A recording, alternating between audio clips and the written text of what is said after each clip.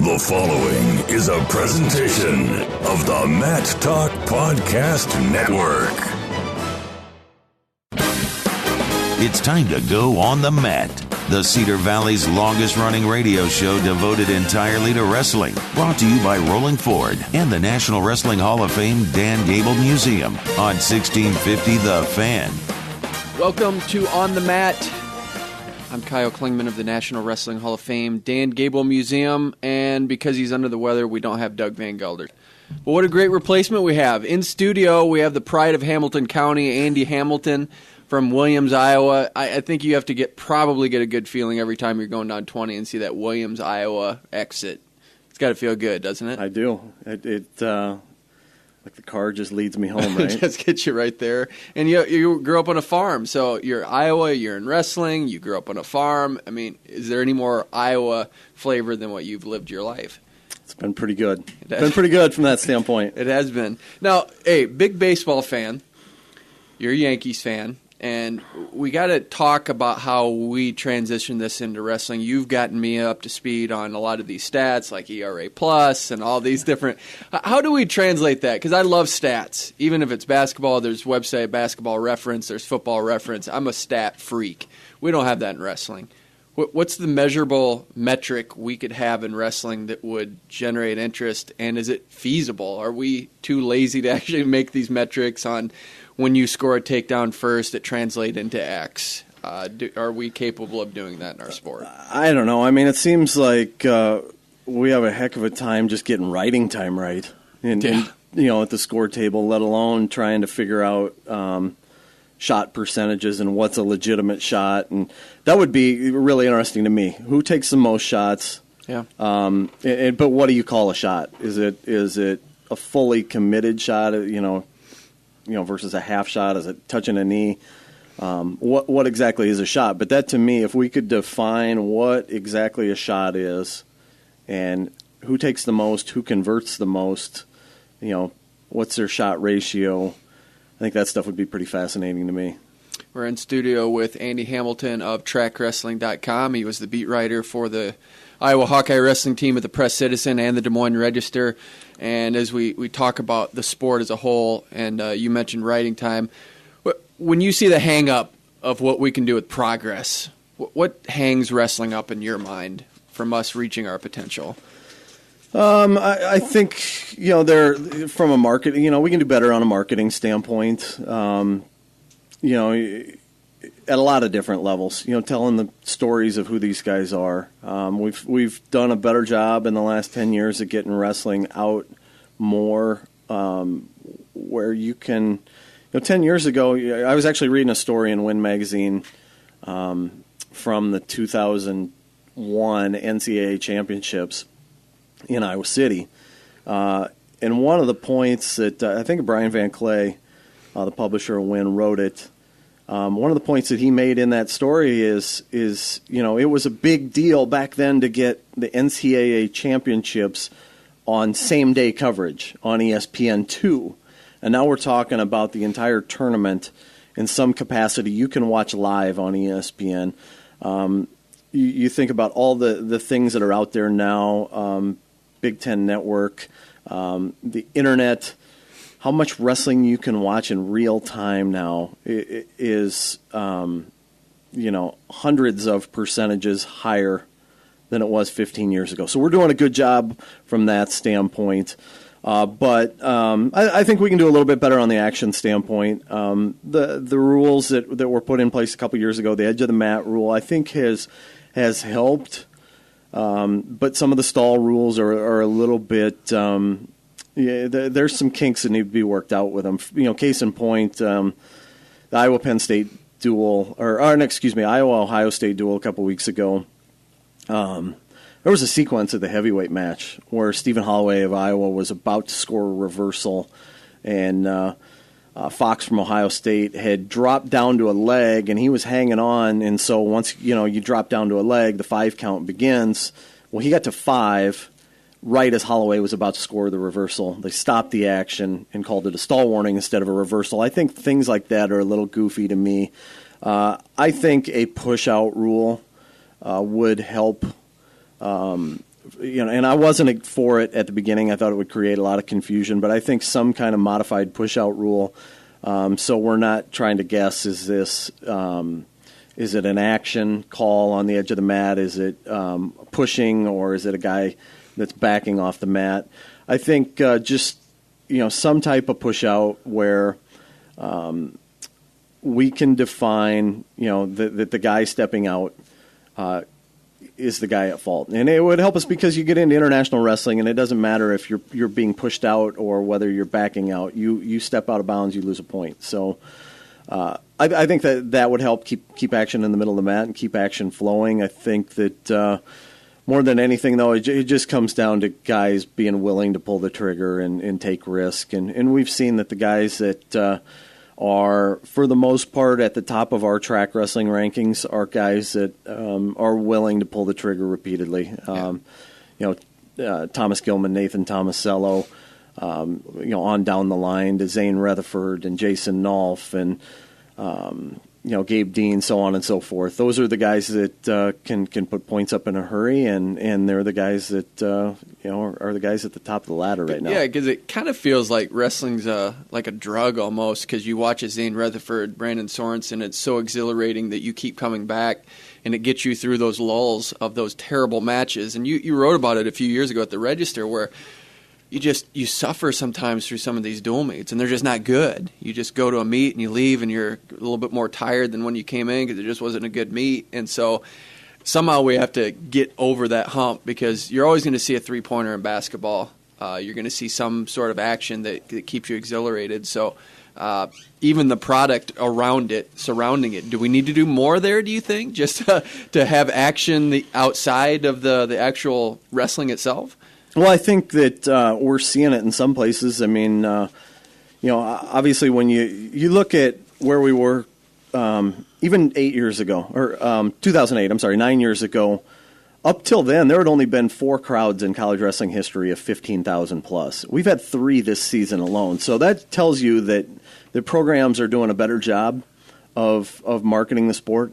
To me, it seems that way. I mean, we got some people that are being pretty innovative in what they're doing. Iowa putting 42,000 in Kinnick Stadium, the job that Cale has done at Penn State. Obviously, Tom Ryan, they doubled on Friday night their previous best attendance at Ohio State, more than doubled it.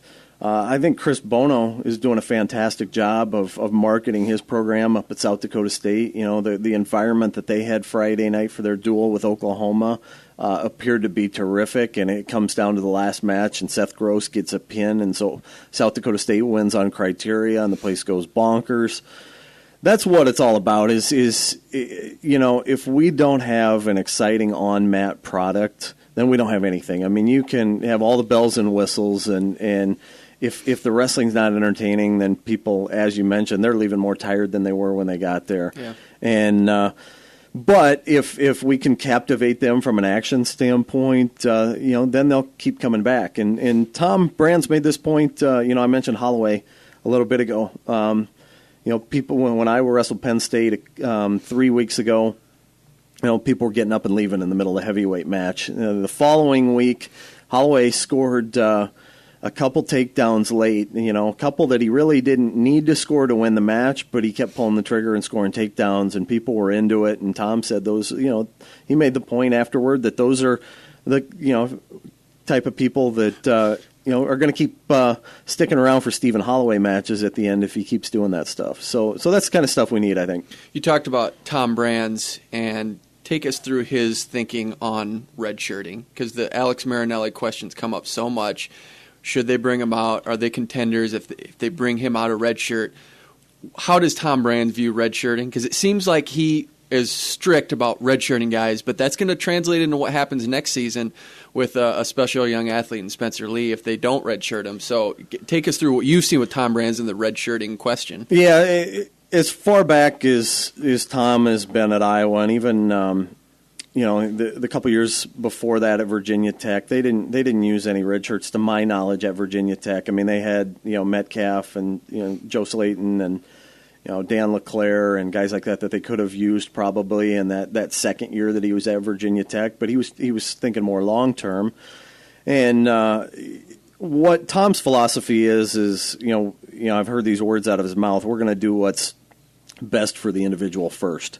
And, that might not always be what's best for the team. And, you look at this year when it push came to shove with Alex Marinelli decision, did they feel like he was ready to make a run for a national championship individually this year? And he had a match against Isaiah Martinez of Illinois, the two-time national champ in the Midlands. And Marinelli was in on Martinez's leg early in the match and didn't finish. And then it was kind of like after that, at least from my vantage point, you wondered like, all right, I didn't finish this shot. Can I really beat this guy? Because he didn't attack as hard after that position as he did prior to that position.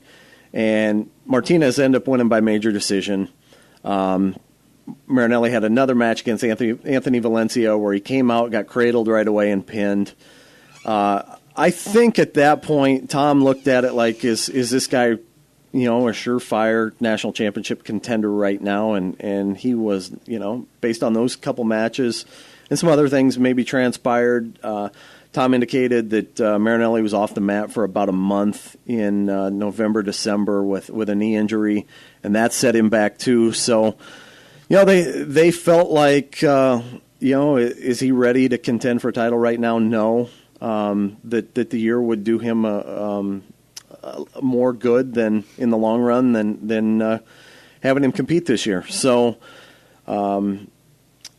next year, Spencer Lee will be a different conversation. Will he be ready to contend for a national championship next year? Perhaps. Will he want to compete right away? I think he's a guy that his goals are more geared towards what's going to happen after college, and so it will be an interesting conversation a year from now, because I think he will be in the conversation for a guy that's ready to compete for a national championship next year, for sure, at 125 pounds. But will he pull the trigger on it and use him next year? That'll be interesting to see who their 125-pounder is next year. Yeah. In studio with Andy Hamilton of TrackWrestling.com. Make sure you stick around for couple great guests. We have Bill Zadick, national teams coach at USA Wrestling for Freestyle. Talk to him about the World Cup and what's going to happen there with traveling to Iran. And then we have our fourth in a row, a California connection. We have Manny Rivera, head wrestling coach at Cal State Bakersfield. So stick around for that. We're in studio again with Andy Hamilton of TrackWrestling.com. The Mark Hall saga, I guess you'd say, is now out of red shirt. We've talked about this with a few people, but when you saw him get pulled out, were you surprised at all? No, because I saw him in the back with his, he was warming up at intermission of that dual meet like they were going to use him, and had his shoes taped, and that was a pretty good giveaway right there. If you got your wrestling shoes taped, that maybe you're going to be competing. You got your laces taped up, so. Not totally shocked, and we looked at it on paper for a few weeks at that point when David Mirkatani does our rankings, and we talked about it that if Penn State pulls out Mark Hall, that they're the team to beat. They had pulled right on Oklahoma State's rear bumper there. They just kept gaining and gaining and gaining, and then when Mark Hall went down and won the Southern Scuffle and won a pretty talented bracket. Yeah. It kind of looked like, all right, this guy could be a difference maker in the national championship race. So didn't totally shock me, but the timing was certainly interesting to bring him out in Carver Hawkeye Arena against an All-American, and Alex Meyer. It was. Rankings are such a big thing, and we're talking about a metric, and rankings are up and down, and you see things happen. Do you get a lot of vitriol from people about what your rankings are and how you decide? And everyone's getting into the rankings game, but it can be tough to decide who goes where. What's your metric for that? Well, I turned it over to David. David said he wanted to do these things. I said, all right, you're going to do them, and we're if you're going to have the final say, you're going to have your name on them. And he has taken ownership of them. So I don't know how much blowback he's gotten on these things. Yeah. I know early in the season a couple coaches called him and asked him why their guy was where he was. So I know that he probably hears it a little bit. But we have a call every either Sunday night or Monday where we just kind of go over things, and I make sure that kind of a cross checker for him, and he bounces some stuff off me and tells me what he's thinking, and it has been fun to see kind of a behind the scenes, and I've done it before in the past. With Jason Bryant when he was at Intermat, we worked on those rankings, about 8-10 years ago, probably 10 years ago, I would guess. So we had a pretty good knowledge of what we were doing going into it, but it has been pretty interesting to see guys move from week to week. We've seen some certain guys that have started out high in the rankings that have fallen and making a climb back, and it's the week-to-week progression has been pretty interesting. We got to talk about this championship series, the dual meet championship series, where it's a one meet type of like a bowl championship. You like it? Do you think it's a good thing? It's kind of an add-on to the end of the season. Is it a positive for our sport? I think that there are some things that need to be worked out on that from that standpoint yet. I mean, we're still not seeing a complete buy-in yet from every program on this deal. There's I think 2 or 3 Big Ten programs that have opted not to compete in it. But we will more than likely see an Oklahoma State-Penn State duel, and that would not have occurred if this hadn't been in place. So that's positive. I mean, we're going to get people talking a lot about that duel coming up here in a couple weeks. It's also given some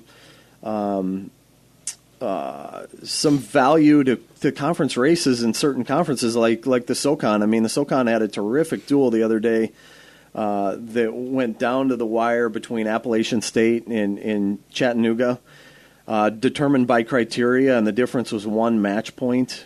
So that's going to put Appalachian State in the championship series against a Big Ten opponent. So I think that stuff like that is important for some programs maybe that don't get as much visibility as they would otherwise. Yeah. I'm going to weight it myself. I think Penn State is going to win the NCAA tournament. I'd say 80% chance. I might probably give Oklahoma State 15 and Iowa 2.5 and Ohio State 2.5. You chime in. What are you weighting this? Yeah, I haven't put percentages on it, but just looking at what has transpired here in the last 3 weeks in our rankings, Penn State a couple weeks ago finally passed Oklahoma State. They were gaining and gaining and gaining for a long time. They passed Oklahoma State after Mark Hall came out. The next week, they were like 9.5 ahead. This week, they're 19.5 points ahead. So what we've seen is Oklahoma State has a lot of guys in that 6 to 12 range. A couple guys outside the top 8, and in the top 8 is where the points are at. Yep. So it's going to be imperative for Oklahoma State to get the guys that are 9, 10, 11, and 12 in that realm, to get them up on that stand. They're going to have 8, 9 All-Americans, I think, to outweigh the points that Penn State's going to score in terms of placement and also in bonus, because our rankings only factor in placement and advancement points. They don't factor in bonus. And you got to think that Penn State's going to score a ton of bonus points with guys like Rutherford Nolf, Nickel, Mark Hall, Nick Suriano on down the line. Got to take our first break. We'll be back with Bill Zadick of USA Wrestling next on the mat. 24 hours a day, 7 days a week. When all you want is sports, all you need is 1650 The Fan. We are back on the mat, 1650 The Fan. I'm Kyle Klingman of the National Wrestling Hall of Fame Dan Gable Museum with our special guest host Andy Hamilton of TrackWrestling.com. Our first guest, someone that I didn't like at all when he wrestled at Iowa. Now he's one of my favorites. His name's Bill Zadick, 4-time state champion for Montana and state champion for Iowa in 96, 2006 world champion. Now he has one of the most important jobs in our sport. He's the head freestyle coach for our U.S. national team for USA Wrestling.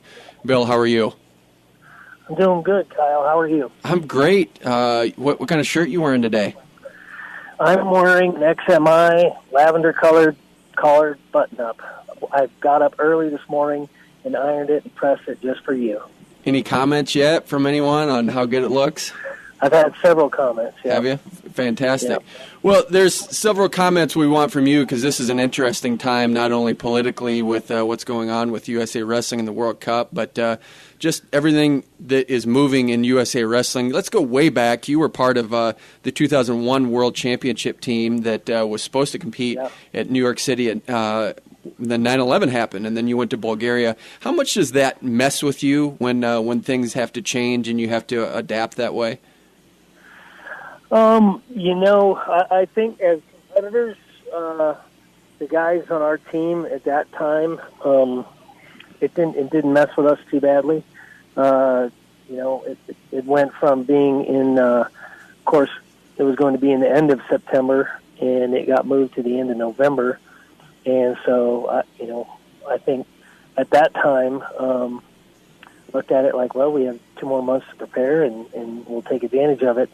But I mean, with the nature and the climate of global politics and what's going on, you think about it a little bit. But I think for the most part, most of our athletes, they're focused on competing, and they're excited to go out and lay it on the line with some of the best competition in the world, and the other things that come to mind, the safety and security aspect of it.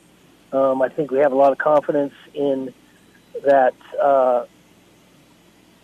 Wrestling is really culturally significant and important in Iran. So both with the Iranian Federation and with their government, they have a vested interest in keeping us safe and putting on a great event for themselves. And so I think that's what, so far, as we've communicated as a team and as a group over the logistics of what's been going on, that sentiment has been, pretty widespread throughout the athletes on the team. So take us through this. If I'm correct, it is official now that you are going to compete in the World Cup in Iran, correct? It is official. It's official. We are. We had our visas in process before all the kind of political drama. They're still in process. We're hopeful. We've been on the phone with the Pakistan Embassy, which is where we get. Within Pakistan Embassy, there's an Iranian interest group. The head of that group, we've been in direct contact with several times, and he's assuring us that our visas will be authorized in time and back into our hands before we travel. We're scheduled to travel on Saturday, the 11th. So now. Go back to 2002, the World Championships. The United States chose not to go to Iran for that World Championships because of a credible threat of violence toward the United States. What's different between now and 2002? Well, I think just as you said, in 2002, there were specific credible threats to named individuals on our team with our delegation. And the State Department just suggested, you're better off to not go. In this case, since that time, we've been to Iran several times, and in this instance, there's no threat to our team. It's just more the political wrangling between governments at high level. Well, we're not letting you in, so then they're not letting us in, kind of deal. And so. We do this. People probably don't understand the magnitude of what has to happen to put a national team tour out in the world. But we work through the head of security within the USOC, who's a former FBI agent that heads all this up. So we send all our travel information for all of our tours. It goes through them. They in turn communicate with the U.S. State Department if there's any warnings issued or travel advisories. All of that stuff comes into play and is considered, and we make a decision on whether it's safe and expeditious to go, or if we think we should stay home. And so that's the process that's happening currently. And if there were any kind of threat of danger imminent that we learn, we would pull the trigger instantly and pull the plug on the trip. But as of this moment, we're planning on going. Our athletes, like I said, are hungry to go and compete.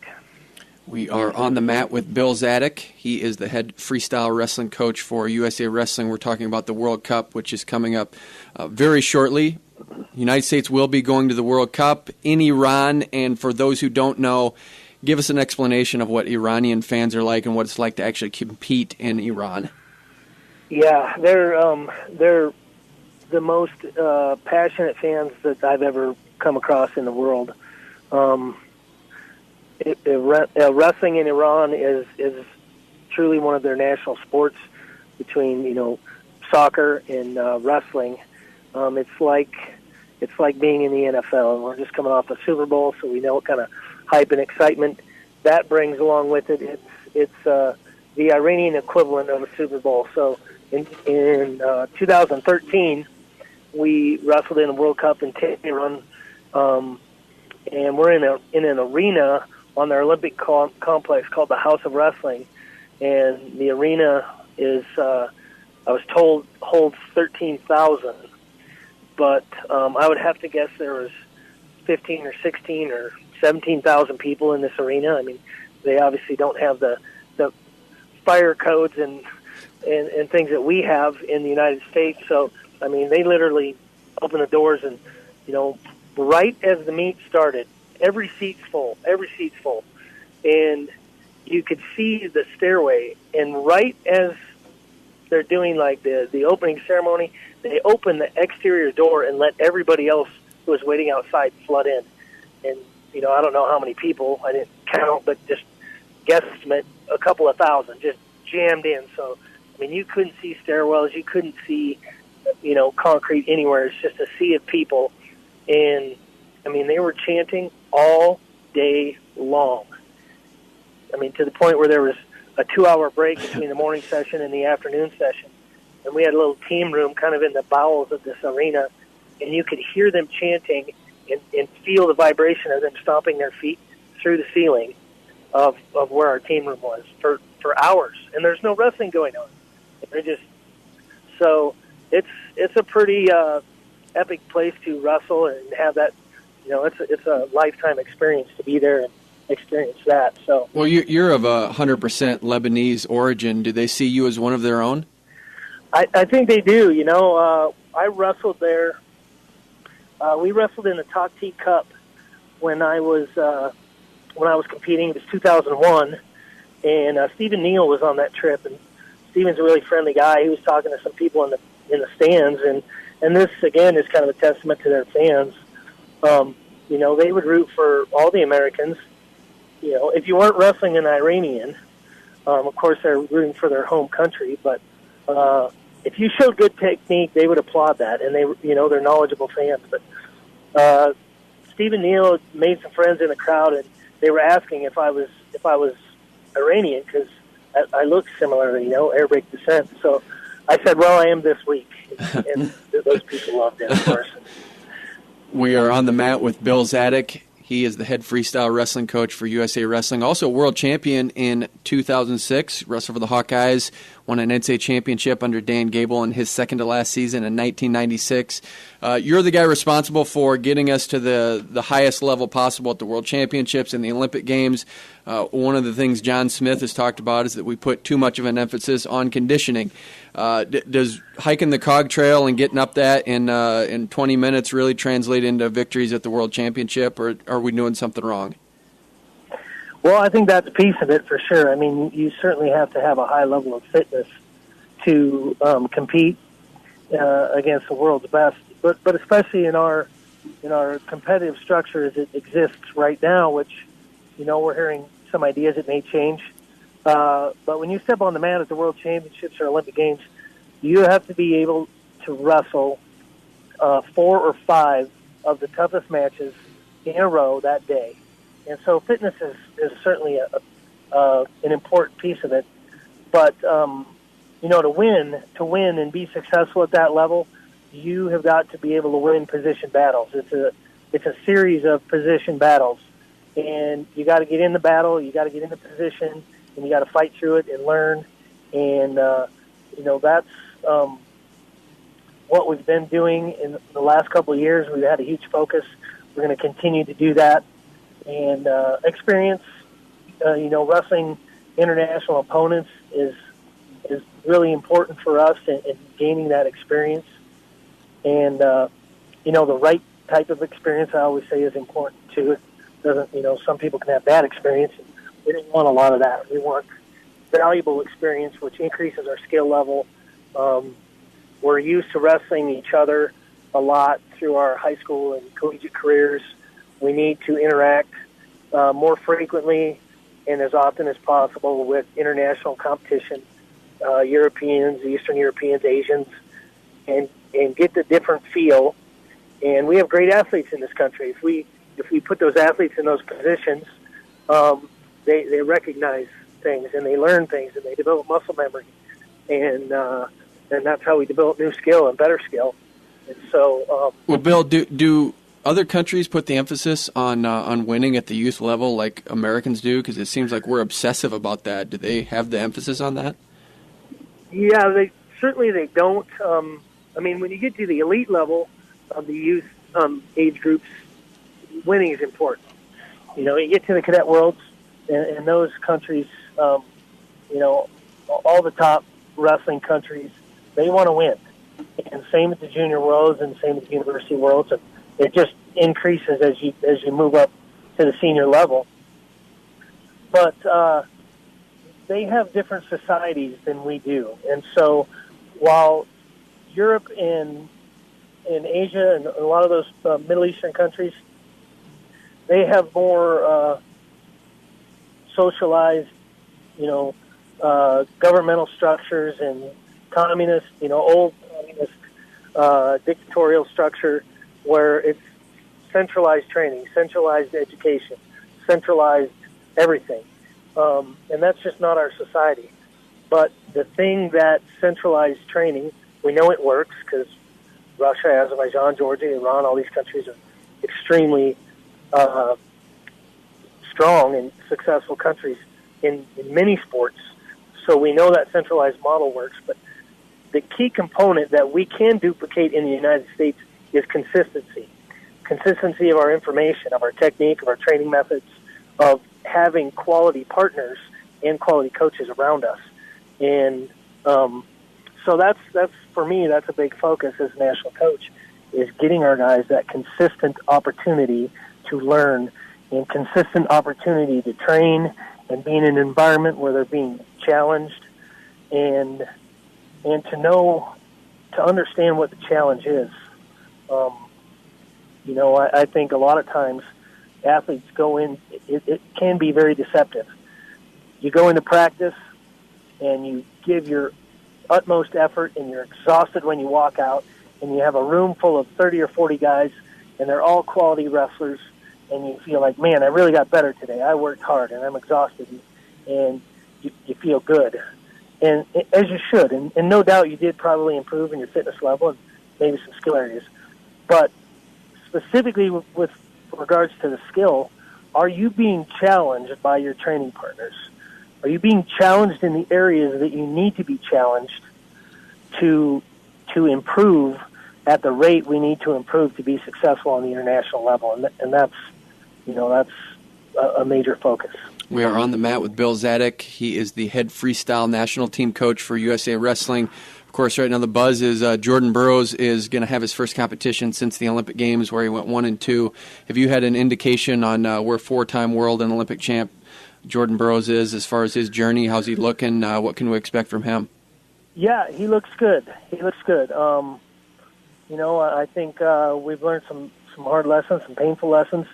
I believe Jordan was the best athlete and probably the best prepared athlete when he went into Rio. But from a physical standpoint, I don't think he was in the mindset that he needed to be on the day that he had to be there.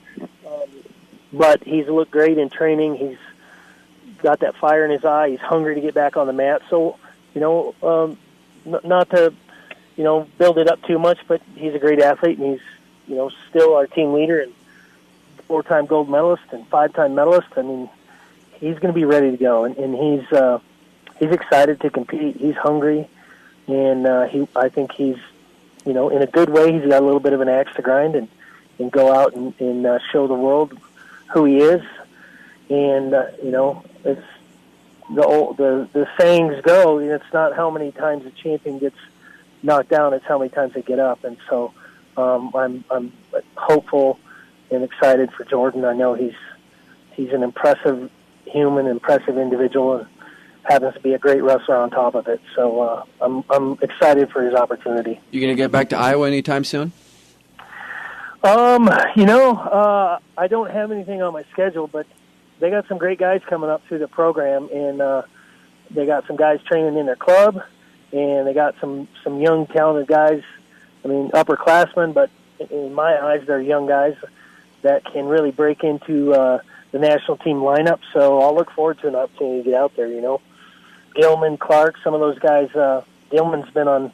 I mean, that dude's a veteran already. He's been on 4 world teams, 2 cadet world teams, 2 or 3 junior world teams. I mean, he's won medals, and so he's a guy that he can make some noise at 57 kilo if that's what he chooses to do. So I'd be excited to get the chance to go out there and work with him some more. All right, Bill, we've enjoyed having you on the program. All the best at the World Cup in Iran. I know that's been a hot button issue, and glad that it got resolved and that the United States is going to be competing, and we'll be following it all the way. Sounds great, Kyle. Thank you. I appreciate it. All right, that was Bill Zadick, 2006 world champion. He's a big part of what we're doing with USA Wrestling. Up next, we have another California connection. Manny Rivera, head wrestling coach at Cal State Bakersfield, is next on the mat. Log on and listen online at 1650thefan.com, the online home of 1650 The Fan.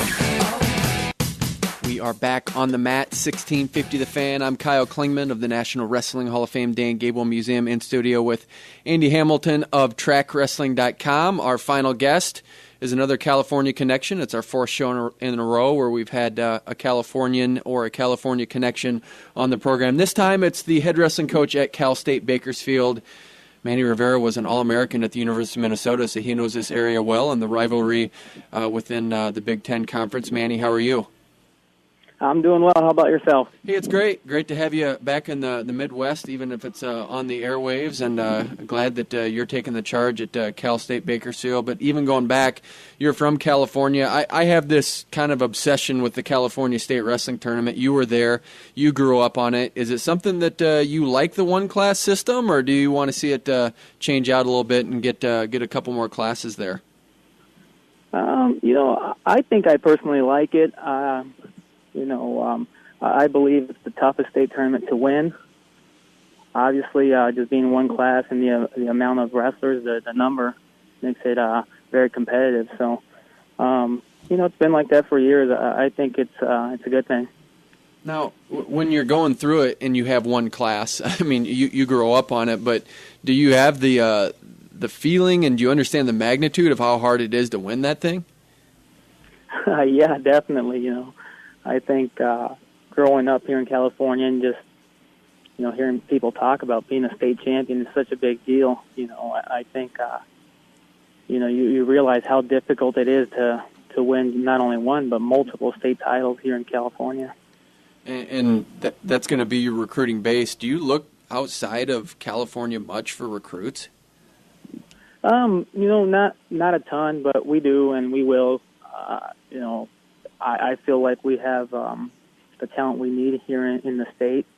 But that being said, that won't keep us from going elsewhere.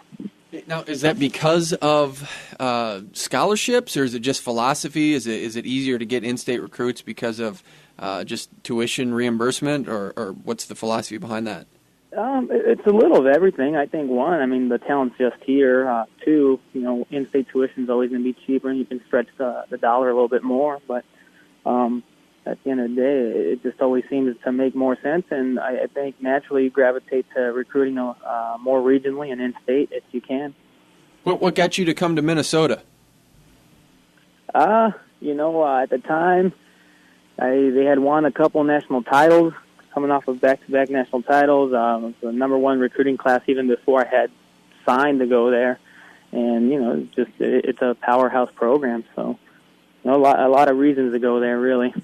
Now, with the news of Jay last year, how did that affect you? I mean, he was your head wrestling coach for the entirety of that. What were you shocked with everything that went down at Minnesota with the Zadick scandal?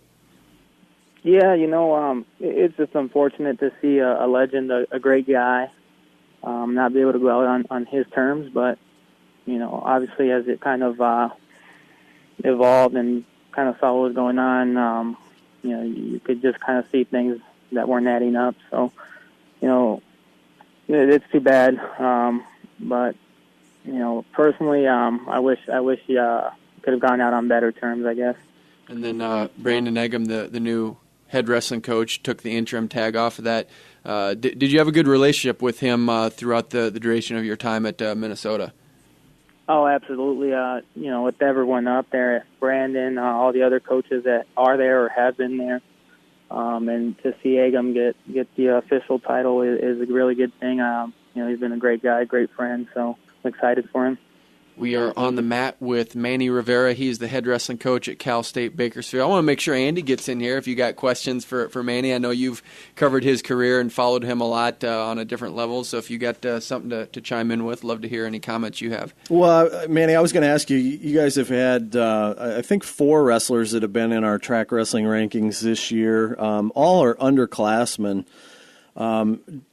First of all, can you kind of speak to what those guys have given you, particularly your freshmen that are making a big impact, Russell Rolfing and Lorenzo De La Riva? Could you see this kind of performance coming from them? And the second part to the question, do you have some other guys waiting in the wings that can join those 4 next year and make you a more complete lineup? Yeah, I think we definitely have a good group. We're young, and to be quite honest, I actually had recruited Lorenzo and Russell before I even got to Cal State, so I had seen the potential there, and it's nice to see them reaching it, and they still can be a lot better. So, them, and there is a few other guys I believe can really start cracking into that national ranking and start fighting to be All-Americans and national champions. What does that do to a program when it gets dropped and then you come back? Are you still feeling some of the ramifications of having Cal State Bakersfield dropped for a while? Yeah, well, the program never necessarily went away. They went to drop it, and then they went to, well, the program can stay, but it has to be self-funded. So the program's been self-funded here over the last about 6-7 years. And really, there's some strains there to raise money and all that, maybe more here than other places. But on a competitive edge, I don't think my guys are missing anything they need to be competitive and win. Now, the guy that I like that's in your program that I think he's part of the fundraising process is Stephen Neal, 2-time NCAA champ, world champ in '99, 3-time Super Bowl champion with New England. How involved is he in the program and getting you guys to the point where you need to be financially? Yeah, I mean, obviously he's one of our legendary alums, and a guy who really loves his program and credits just about all the success with coming through here. So, for him, he's a guy that'll help us with anything we need, any events we need help or anything like that. He's a guy that always feels like he can help us. So it's always nice to have him on our side and keep him involved as much as we can. Is he around the program a lot? What's his day-to-day? Is it something you have to call him to get him engaged, or is he just... Not necessarily day-to-day, but just a guy that's always there to pick up a phone call. We're on the mat with Manny Rivera, head wrestling coach at Cal State Bakersfield. When you look at the season and what you want to get accomplished, what's the potential for Cal State Bakersfield? We've seen them get a trophy, I believe in '96 when Stephen Neal was a freshman. Cal State Bakersfield had a good season. Can you guys get back to that potentially? Oh, absolutely. That's not only something that can happen, but that's the goal. We have, like I said, we have the talent, we have the guys. We're in the area to do it. We have the history. I don't think getting the trophy back here to Bakersfield is any stretch. I think if you look at through the history of this program, it's always been done with the majority of California guys, and a lot of times not guys that were blue chip recruits, just guys that wanted to come in, work hard, and get better and prove themselves on this level. Similar question we have for Jason Borelli, being the head wrestling coach at Stanford. Do you feel like you're in a bubble in California? Do you feel like you're pulling teeth to try to get people to understand wrestling in California and especially that area?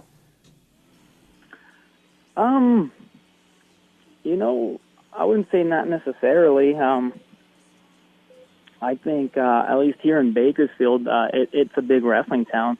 There's been a lot of great wrestlers, national champions, Olympians, Olympic champions that come out of Bakersfield, California. So, I think people here really understand how much this program means to the community and understand the history that's been through this, not only our school, but through Bakersfield itself. Do people know the history then? I mean, the Joe Gonzalez's and the Stephen Neals and T.J. Kerr, who was the legendary coach there. Are they aware of that, especially the new athletes, about how great the program has been? Absolutely. Not only our athletes, but even people in the town. I mean, anytime I meet someone new, they're talking about even further than Coach Kerr. They're talking about when Joe Say was here and, all the success he had back then. And, obviously Coach Say, Coach Kerr, and while Coach Mendoza was here, everyone's very familiar with our program in Bakersfield. Now, is that kind of interesting for you? I think you're the fourth coach in program history. That's a pretty big deal. Yeah, I mean, I'm very honored, and I feel very fortunate to be here. And obviously, I'm trying to accomplish a lot, just like all those guys before me did. And was head coaching something you always had on your radar that you wanted to do, even when you were at Minnesota? The more I got into coaching, and when I knew this is what I wanted to do professionally, and I set goals for myself, and definitely being a head coach was one of them. And I always thought I would like to move back west and get as close to California as possible. And when the opportunity came up, I was excited about it. Hey, now why don't you guys do an outdoor dual meet? You have the weather and the temperature there. Why doesn't that happen for you guys? We've been talking about it. We haven't done it yet. But it's definitely a possibility. Like you said, we got everything we need. So we actually finally got a little rain this year, but normally it's pretty dry, so we don't have to worry about rain or anything else. Now, that's interesting contrast because you were an All-American at the University of Minnesota, and you get to train now in California. Is training different being in Minnesota where you have to be indoors primarily? Do you guys train outside even during the wrestling season? Yeah, I mean, it's a lot easier. If we need to get some running done, it's a lot easier to just get outside, run, and get on an outdoor track, and things like that are a little more accessible. But the reality is you're probably doing a lot of the same things, but, we have the weather that allows us to get outdoors a lot more. We are on the mat with Manny Rivera, head wrestling coach at Cal State Bakersfield, All-American for the University of Minnesota. Hey, you were part of that 2007 championship team. It came down to the wire with Iowa State. When you're going through that and you don't close the deal until almost, I think it was 197, finally it closed out. Do you assume that stress as an athlete? Do you kind of feel the pressure to get it done? Yeah, at least for myself, I didn't place that year, and, my goal was to not only place but be a national champion. So, one, I didn't accomplish my own goal, but two, I felt like I should have done a lot more for the team. And, as it got closer and closer to the wire, yeah, you're feeling that. But, having Cole Conrad there in the finals at heavyweight, I was still feeling pretty good. Hey, you had a relationship with Mac Ryder, who was a four-time state champ right down the road from us in Gilbertville, Iowa. You came from California. He's from Iowa. What was your guys' connection together? We came in as freshmen together. We trained a lot together. We were good friends. A guy who really pushed me a lot to get a lot better. And, not only him, but just about everyone in that time. I mean, guys I got really close with and are still some of my best friends. Hey, Manny, this is Andy Hamilton again. Next year, obviously, Fresno State starts their program. They're a couple hours up the road. That's pretty fertile recruiting ground. In between with you guys, I'm just kind of curious, what are your thoughts on the potential of a pretty hot rivalry with those two schools out there? I think it's coming. It's going to be pretty natural, being that we're so close. Being that we're very similar in a lot of ways. Both Cal State system schools, obviously only a couple hours away. Probably going to recruit a lot of the same guys. So I think it's a great thing. That rivalry can only be helpful to both of us, keep us competitive, and keep us on our toes. I know that the battle between the Tirapellis has become pretty intense out there at the high school level with those two programs. I mean, do you guys anticipate duels having that type of feel with Fresno State and Bakersfield? Oh, absolutely. I think that's the goal. You're trying to sell out your arena, sell out your venue, and obviously you're trying to get rowdy and have that home field advantage anytime you're at home. All right. Hey, we've appreciated you coming on the program. Hey, I'm pretty sure that even though that Mac Ryder's at 33 and you were 41, he had to drop more weight. He was probably higher than you preseason. Yeah, he probably was. I don't know for sure, but I wouldn't be surprised if he was a few pounds bigger than I was. Yeah, dropping down the weight lower. Yep. Hey, we've enjoyed this. It's been fun to have 4 consecutive California connections on, and appreciate talking to you. It's your first time on the program, and really appreciate you taking the time, and all the best at the NCAA tournament. I know we'll see you in St. Louis. All right, thank you guys. Have a good one. All right, that was Manny Rivera, head wrestling coach at Cal State Bakersfield. We've had Stanford on. We had Troy Steiner on of Fresno State, and then we had Adam Tirapelli on to start it out. This has been a lot of fun.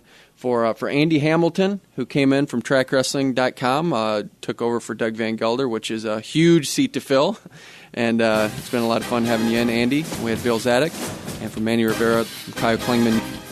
You've been listening to On the Mat, the Cedar Valley's longest-running radio show devoted entirely to wrestling. Brought to you by Rolling Ford and the National Wrestling Hall of Fame Dan Gable Museum on 1650 The Fan.